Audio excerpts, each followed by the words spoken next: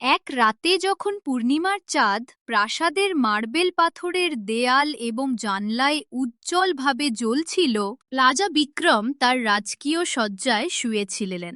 রাজকীয় ব্যক্তি তার বিছানায় শুয়েছিলেন। ধূপ এবং ফুলের সুবাস প্রাসাদের বাতাসে ভরে উঠল। কিন্তু রাজার ঘুম গভীর হলেও অস্থির ছিল। তিনি এমনভাবে উল্টাতে ও ঘুরতে থাকলেন যেন কোনো অদৃশ্য শক্তি হয়তো তাকে বিরক্ত করছে। হঠাৎ একটি স্বপ্ন তার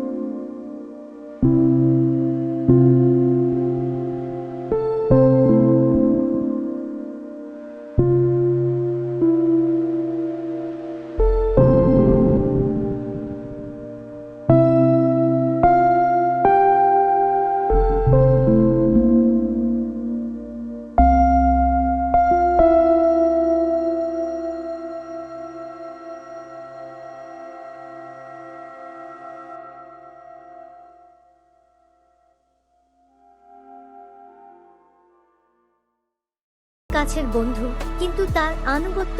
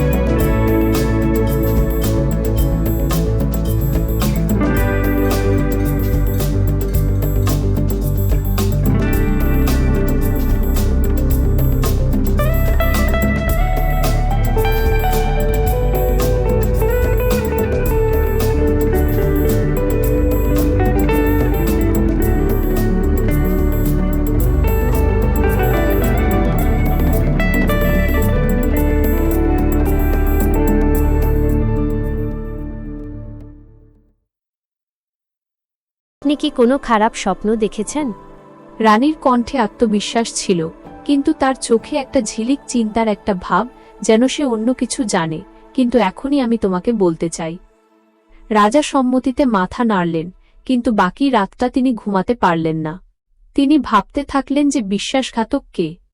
এটা কি হতে পারে? প্রাসাদের সবাই অনুগত বলে মনে হচ্ছে,